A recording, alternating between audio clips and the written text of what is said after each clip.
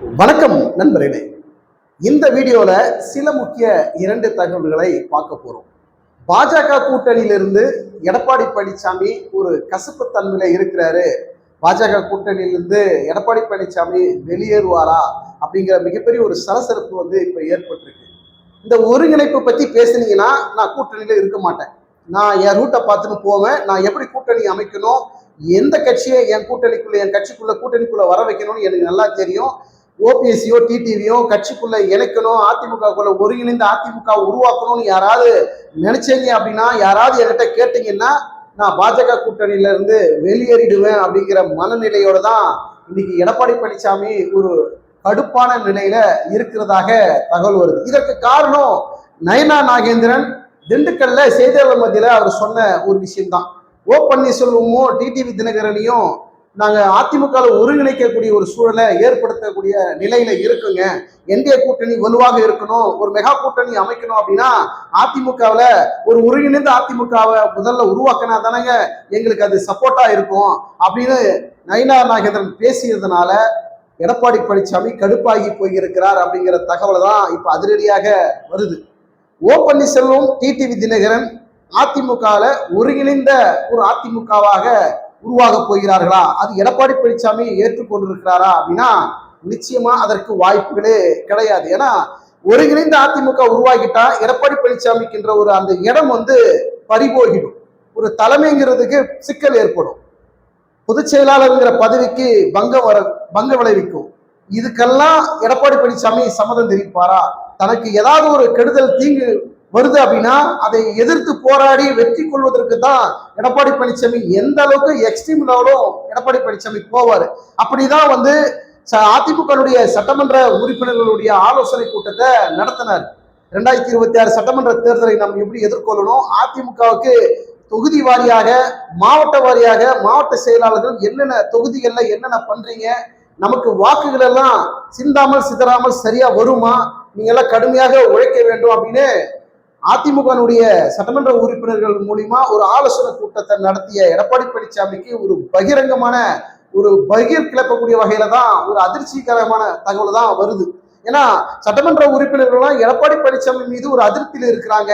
ஏன்னா ஏற்கனவே மாநிலங்களவை சீட்டு எங்களை எந்த விஷயமும் கேட்காம அவர் பாட்டு தன்னிச்சையா முடிவெடுக்கிறது, பாஜகவுடன் கூட்டணி வச்சுது, இதெல்லாம் எங்களுக்கு பிடிக்கலன்னு அதிமுக இருக்கக்கூடிய சில சட்டமன்ற உறுப்பினர்களுக்கு ஒரு அதிருப்தி இருக்கக்கூடிய ஒரு சூழல் நம்மளால பார்க்க முடிகிறது. அதே போல தமிழக வெற்றி கழகத்துடன் அதிமுக கூட்டணி வைக்கணும் அப்படிங்கிறது சில உறுப்பினர்கள் சட்டமன்ற உறுப்பினர்கள் எதிர்பார்த்தாங்க. ஏன்னா எல்லா சட்டமன்ற உறுப்பினர்கள் எல்லாரும் எதிர்பார்க்கறதையும் சரியாக பூர்த்தி செய்ய முடியுமா அப்படின்னா அது நிச்சயமாக முடியாது. அதனாலதான் எடப்பாடி பழனிசாமி கட்டி கோப்பாக கட்டி போட்டு இழுத்து கொண்டு போய் பாஜக கூட்டணியில இணைத்து விட்டார்கள் அப்படிங்கிறதுதான் எடப்பாடி பழனிசாமிக்கு இருக்கக்கூடிய ஒரு மனக்கசப்பான ஒரு விஷயம். பாஜகவிலிருந்து எடப்பாடி பழனிசாமி ஒரு கசப்பு தன்மையை ஏற்படுத்தி விட்டு வெளியேறக்கூடிய ஒரு சூழல், பாஜக அதிமுக கூட்டணியில ஒரு விரிசல் ஏற்படக்கூடிய ஒரு சூழல் அதிக அளவுல இருக்குன்னு நம்மளுடைய அரசியல் பார்வையாக இருக்கிறது. 2026 சட்டமன்ற தேர்தலில் தமிழகத்துல பொறுத்த வரைக்கும் ஒரு மெகா கூட்டணி அமைக்கணும்னு பல கட்சிகள் தீவிரம் காட்டுறாங்க.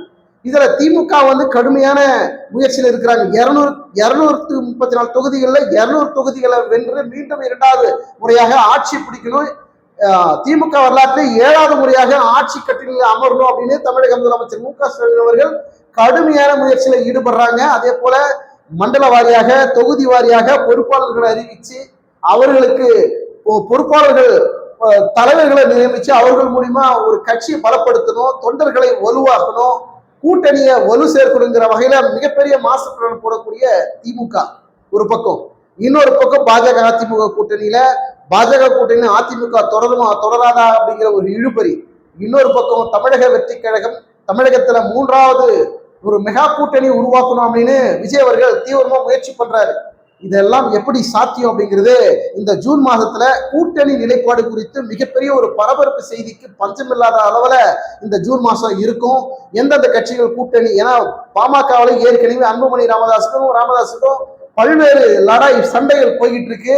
ஒரு பக்கம் ராமதாஸ் தாவேக்காவுடன் கூட்டணி பேச்சுவார்த்தை, இன்னொரு பக்கம் ராமதாசுடன் பாமக வந்து, அதாவது பாமக ராமதாசுடன் வந்து பாஜக நேரடியாக கூட்டணி பேச்சுவார்த்தையில ராமதாஸை சமாதானம் செய்து அவரை கூட்டணிக்கு இழுப்பதற்குண்டான அடுத்த கட்ட வேலைகளில் ஈடுபடக்கூடிய பாஜக ஒரு பக்கம், இப்படி அனைத்து கட்சிகளும் கூட்டணி வைக்கிறதுல தீவிரம் காட்டுறாங்க. ஆனால் எந்தெந்த கட்சி கூட்டணியோடு மெகா கூட்டணி அமைக்க போகிறார் அப்படிங்கிறது மிகப்பெரிய கேள்வியாக இருக்கிறது. இந்த ஜூன் மாசம் கூட்டணியில மிகப்பெரிய ஒரு சலசலப்பை ஏற்படுத்தக்கூடிய மாதமாக இந்த ஜூன் மாதம் இருக்கும் அப்படின்னு பார்க்க முடிகிறது. ஜூலைல ஒரு ஓரளவுக்கு தெளிவு கிடைக்கும், எந்த கட்சியோட இணைய போகுது அப்படிங்கிற ஒரு ரிசல்ட் வந்து இருக்கும். அதன் பிறகு அக்டோபர் நவம்பர்ல கூட்டணி நிலைப்பாடு முழுமையாக சரி செய்யப்பட்டு இவர் இந்த கூட்டணியோடு தான் இருக்க போகிறார் அப்படிங்கிற ஒரு முழுமையான ஒரு நிலவரம் வந்து அக்டோபர் நவம்பர்ல தெளிவாக கிடைக்கும். பொறுத்திருந்து பார்க்கலாம். தேமுதிக பாமக பாஜகவுடன் இணையும் அப்படின்னு ஒரு பக்கம் பேசுறாங்க, தாவேகாவுடன் தேமுதிக பாமக இணையன்னு இன்னொரு பக்கம் பேசுறாங்க. உங்களுடைய கருத்துக்களை கமெண்ட் செக்ஷன்ல பதிவு பண்ணுங்க. எடப்பாடி பழனிசாமியை நம்பி மற்ற கட்சிகள் கூட்டணிக்கு வருவதற்கு தயாராக இருக்கிறார்களா? 2026 சட்டமன்ற தேர்தலில் எந்த கூட்டணி வெற்றி பெறும்? எந்த கூட்டணி வெற்றி பெற்று எந்த முதல்வர் வெற்றி பெற்று எந்த முதல்வராக வர வாய்ப்பு இருக்கு அப்படின்னு உங்களுடைய கருத்துக்களை கமெண்ட் செக்ஷன்ல பதிவு பண்ணுங்க. மீண்டும் அடுத்த ஒரு வீடியோவில் சந்திப்போம். நன்றி, வணக்கம்.